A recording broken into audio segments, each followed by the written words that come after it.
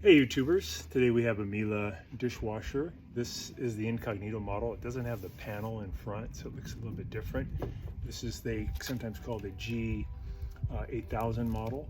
And your model number, if you ever need to find it, just open the door. There's a little sticker here on your right hand side. Have the model number. So today the problem we have with the dishwasher is it fills and it starts to circulate the water. You can hear it circulating. It's doing good, like normal sounds, but then it stops circulating. Maybe 5 seconds go by and then it starts again for a little bit, and then it stops, and then it starts, and then it stops, and then finally it stops and you get the intake drain light error. So that problem is due to this part called the heater pressure switch, and it's really easy to replace this. It should appear as an intake drain error on your console, and if you were on some models has a digital readout, it'd be an F08 error, and it just means that this piece is not sensing enough water pressure, and if the computer or controller thinks there isn't enough water pressure, it actually stops the cycle and it gives you that error. And we just have to figure out, well, why that is. One reason could be that you're not getting enough water coming into your dishwasher to create enough pressure once the circulation motor starts to spin. You can check that by letting it fill, usually about 3 minutes. Then you open the door and you want to look and you want to see if the water has come up enough to touch the bottom of the white plastic triple filter handle. So that plastic handle, if it's touching the bottom, that's the right amount. It's a lot less. That could be the reason you're getting the F08. It's not enough water to create enough pressure to activate this switch. So this switch has a membrane inside. This is a kind of a messed up one. Took it apart. See if I can show you guys. So we have this switch aspect of it here, and the bottom is a rubber membrane. Pull this out. So water pressure comes in here, and it pushes on this rubber membrane. That pushes this up, which closes the contact, and it says, hey, we got enough water pressure to clean the dishes, let's keep the motor going. But if there's not enough pressure, that pin never reaches it, or it reaches it and then it drops off, reaches, drops off, and you get that weird pulsing where the circulation motor turns on, it's doing good, and then it drops out, turns on, drops out, F08. Could be that this rubber is no longer pliable enough, it's kind of hardened over time. Usually about 6 years they'll have that trouble. But there might be a little hole or crack that's developed in the membrane, and it can't get, even though there is a lot of pressure from the pump, it isn't enough to close this and tell this switch that you have enough pressure. And then it won't activate the heater. The heater won't turn on because it thinks there's not enough water to really clean the dishes. And also it will give you that error. So we're going to go over how to fix this, which is we're going to replace it, and it's pretty easy to do. So please stick around till the end because we have some really cool bonus material on how to do some really quick and easy repairs on the Miele dishwasher for very common problems that this kind of machine runs into. So please hang out to the end and let's get right into the video. So first thing is you want to get your dishwasher out of the cabinet.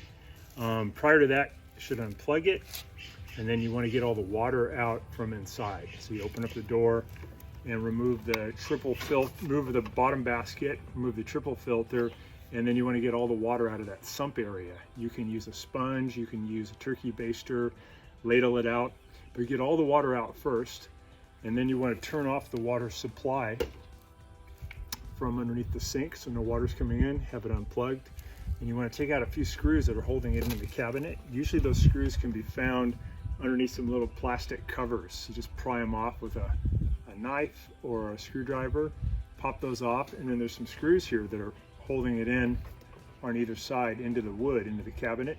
So you want to remove those screws. Sometimes there's some screws even lower down that you have to remove. And then you should be able to grab the door and kind of wiggle it out of the cabinet towards you. There may be 2 screws going up here and here into the upper cabinet. So just make sure all the screws are out and should be able to get it out. Sometimes people put them in by friction only, and there are a couple of feet you can control down here that are causing that friction, you can remove a little panel down here called the kick plate. And then those 2 feet, you can turn them up into the dishwasher. That'll drop the dishwasher down a little bit, create some space between the upper cabinet, and then you can wiggle it out. But usually the Miele is really nice. It has a long drain line, it has a long fill line, a long power cord. So you shouldn't have to disconnect a lot of things underneath the sink. You can just pull the machine out, wiggle it out, and then ideally you want to get it on its back. You can put it on its side and do this, it'll work fine, but sometimes water will drip out of some components inside and get things wet. You don't want to get wet, so it's slightly risky. I prefer if you can get it on its back, because that's a watertight scenario and the water won't leak anywhere. So you want to just gently lean it on its back. What I usually do is get it out of the cabinet, turn it to a right angle to the cabinet, and then gently just bring it down on its back. There's some room on the back where the drain line and the fill line and the power cord will not get crushed when you drop it down, so that's good. And then it's going to give you access to the bottom panel, so we'll do that next. All right, looking at the back, you can see here's the model number, by the way. Another place the model number exists is on the side of the door on the right hand side. You can see there's a little opening here, a relief. So you can get these tubes off to the side, and then you should be able to lean it back and not crush those tubes. So we're going to get it on its back. So take your time, don't hurt your back. Pull it, lean it back, and just set it on down.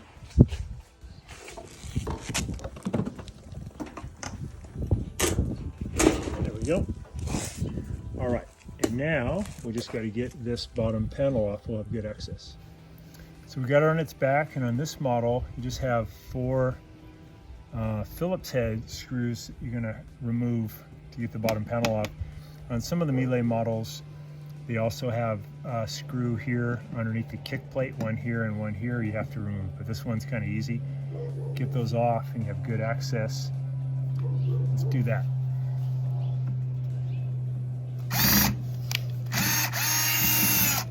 There's one.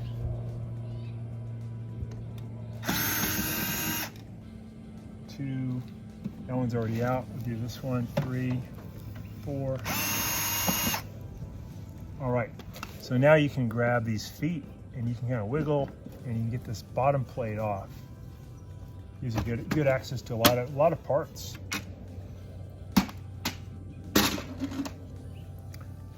So, give you a quick overview. Here's the part we're going for, the heater pressure switch right here. This is that little safety mechanism. If a lot of water floods the bottom, this float goes up and it clicks. You can hear that little micro switch. It clicks and it makes the dishwasher continually drain. It won't advance in its cycle. That's where water is leaked in here. The water usually will leak out of right here. The circulation pump has a little seal here. This is called a weep hole, and water will pour out of here when that seal gets bad. So it's actually pretty easy to repair that by getting a new piece here called a partition kit. So a lot of these things are very easy to replace, and you can get these machines to last over 20 years. This is the heater relay. So if your water's not getting hot anymore, you probably either need to clean up the contacts in that heater relay or replace it. Easy to do. This is the capacitor for line voltage coming in. This is the drain motor. I've never seen these go bad, so usually you never have to replace them. It's a salt tank you can use to deal with hard water situation. And let's get this off.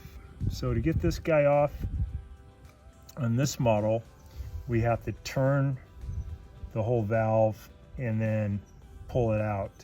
And on other Miele models, there'll be 2 plastic tabs, one here and one here, and you just gently pry them back with a flathead screwdriver and you can get it off of the circulation pump. It'll look a little different, and the heater pressure switch will be a little bit different. This is on the Incognito model on the G8000. And then there's a modular connector back here. My finger is, and that one you're just gonna wiggle and pull up. This guy. On the other models, this is a little more complicated. There's more wires going into the heater pressure switch, but this one's kind of easy. So we're going to be turning it to our right this way, and that releases this tab. And you can lift it up, get this one out. So that's that hole the water goes into. And you can kind of look in there. Sometimes you can see if that membrane is cracked. But usually around 6 or 7 years, these things just stop working. So we made sure there's enough water in there. It looked good. So the next culprit would be that this thing is just not pliable anymore.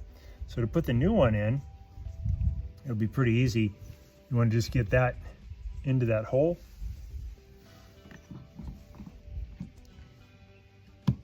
Wiggle it on in. I have the whole switch turned to about, if you could imagine, about 11 o'clock.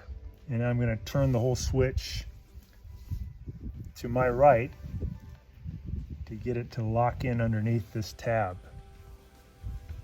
So we got it in. Now I'll just put this blue power piece back on.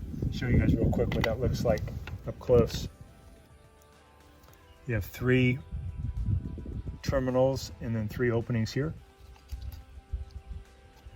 So that's on nice and secure. You could even put it on now if you'd like, and then you can get it in position. Just take you a couple minutes. Push that down, turn it to lock it in, and then we just got to make sure we remember to put the ground back on nice and secure. And I did get this tube out of the way. I got to put that tube back onto the circulation pump all the way on, and then I got to use my pliers and get that back on. And that's it. You are done. You have put a new heater pressure switch on, and that should give you years and years of more reliable work from your Miele dishwasher. So easy to do, just take you a few minutes. I think the only hard part is just to get the thing out of the cabinet, get it on its back, and get to it, the access. But once you're there, it's quick and easy to do. So I want to point out to you guys that another thing that could cause your circulation motor to just not have enough oomph to spin fast enough to create enough pressure to make it work, and could cause an F08, is if this motor is getting tired because its capacitor, its run capacitor, is not able to give it enough energy to spin fast enough. And you may need to replace it. This is an aftermarket one. This is not the original. The original was silver like this, but it's 14 microfarads is the rating, and it's got to be able to handle 120 volts AC, but this one's rated up to 450 volts AC. Just have to have a 14, looks like a UF, plus or minus 5%. And that'll do the trick. So you can get these online. You could try calling Miele USA to see if they have the run capacitor for your dishwasher. But I think if you have the symptom, you should order the new heater pressure switch and a new run capacitor, because you got it open, might as well do both at the same time. And normally it's not sitting in loosely like this, but it's at this angle and it's bolted.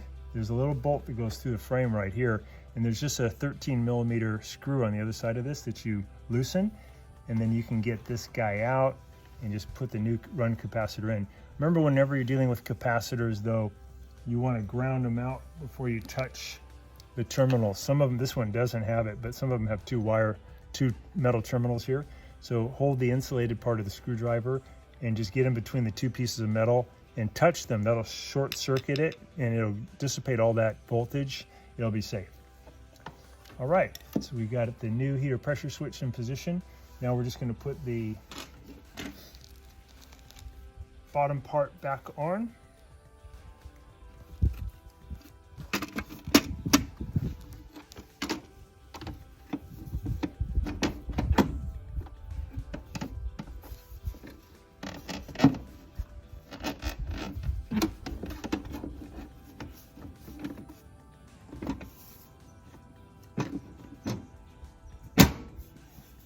There we go. And we'll add those screws back. Screws are pretty small, just Phillips head screws. Some models this will be a Torx 15, but these are just Phillips head.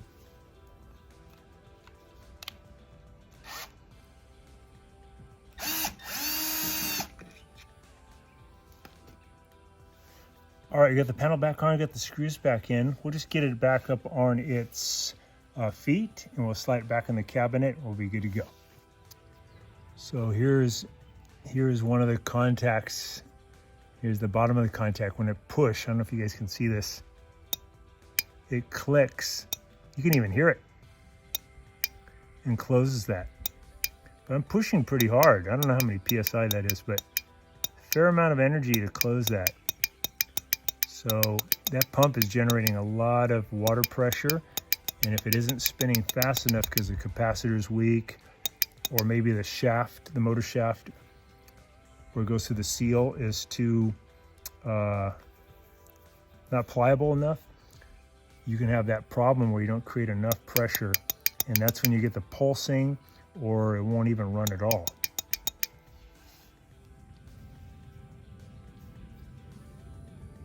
A little bit of bonus information here, guys, but I noticed when I took this apart that this plate right here had shifted over to the side a little bit, and when the membrane is pushed and this is supposed to go down, it's not supposed to touch right there. So the little weld here had broken because of the up down over so many years. This thing had drifted, and now no matter how much pressure you put, the mechanism won't work. The only way to fix this is a new switch, because this has to go back into position and then has to be soldered or welded again right there, soldered I guess. And then when that goes down, it'll do its thing. But because that had come loose and that had drifted, it was hitting here, and that's why the switch died. So it wasn't the pump, it was really due to the switch. And that's probably just the up and down so many times over so many years. It's flexible, it broke the little solder joint. If you remove yours and you blow into that tube really hard, you should hear that click. That's your air pressure pushing on that diaphragm enough to where it clicks. But if this is cracked, and you blow in there real hard, it'll never do its thing. So time for a new switch.